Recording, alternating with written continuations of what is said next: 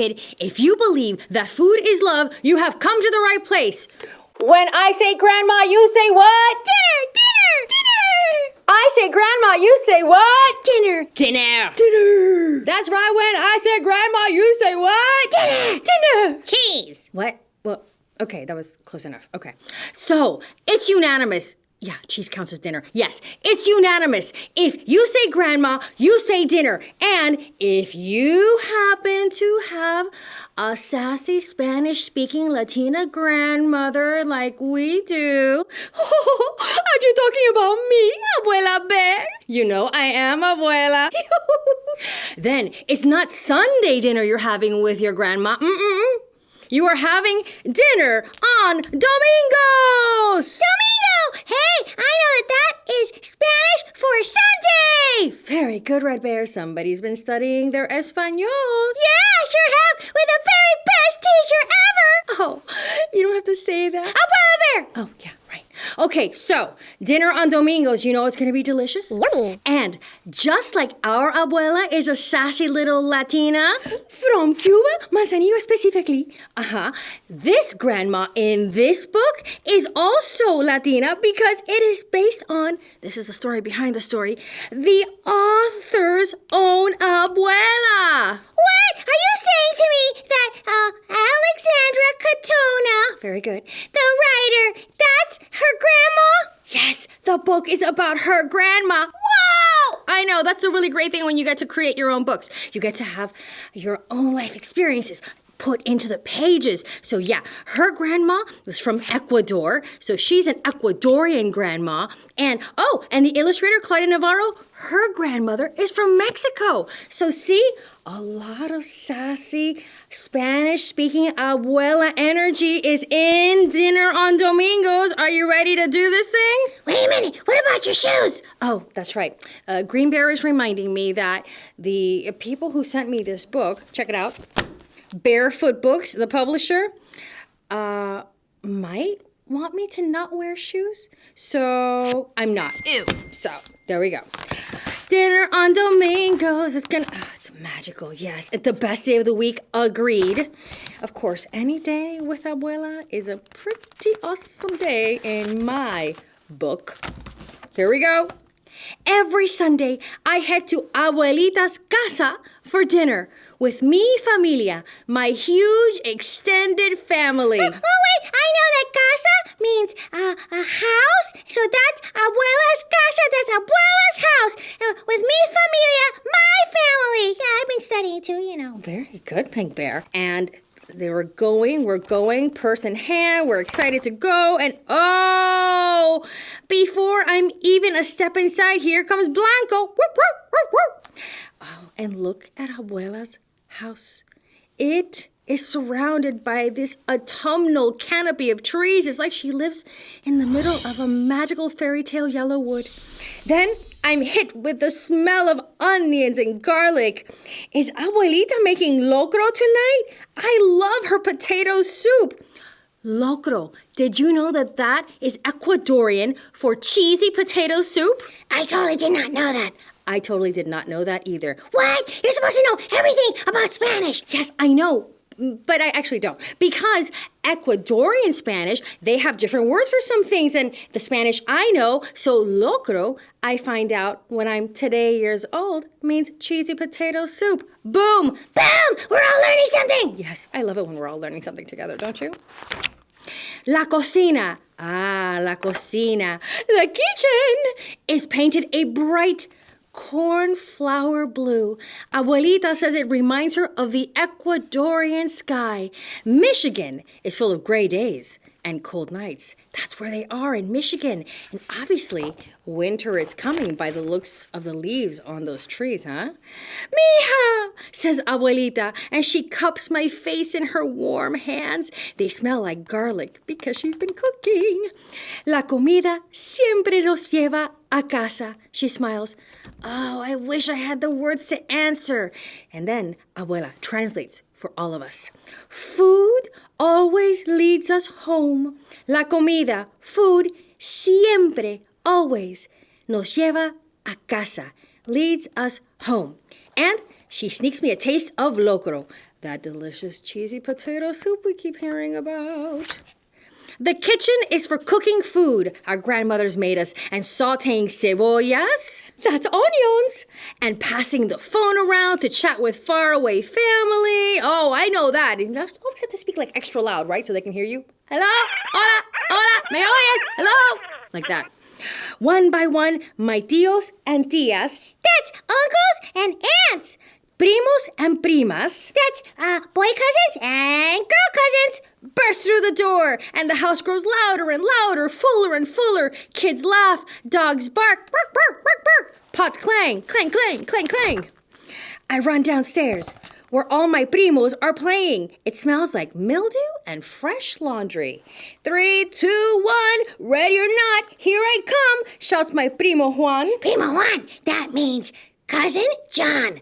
You and your brothers are really on your Spanish game, Green Bear. I know, we've been studying with our favorite teacher.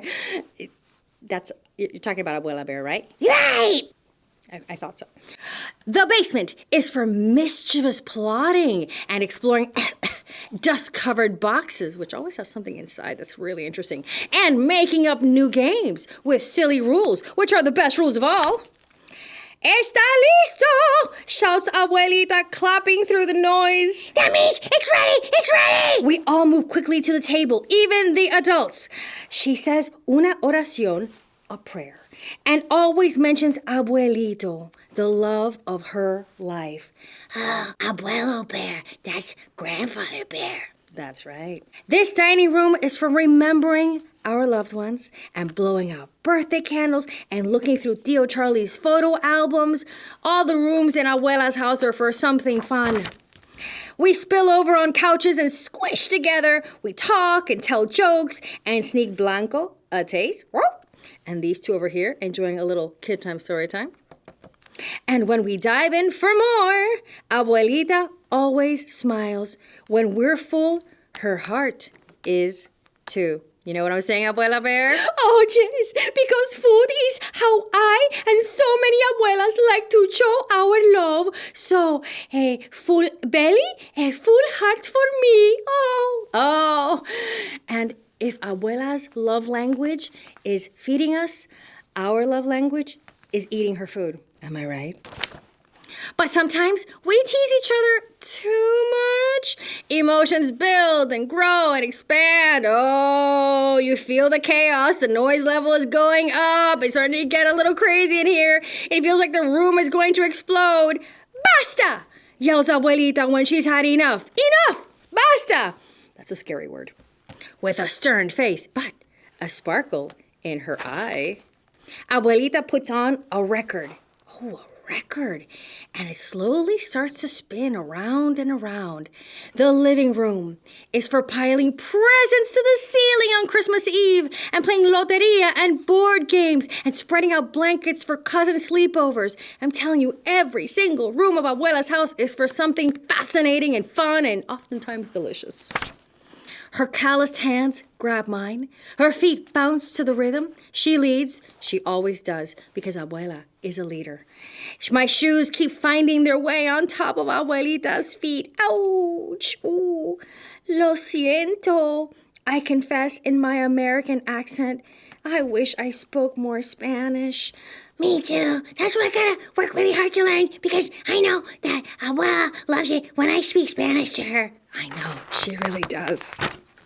Abuelita raises her head to the sky and laughs, making her eyes bright and squinty, and her round belly shakes up and down. Her hair tickles my eyes, and she kisses me on the forehead. Muy bien, Alejandra, she smiles.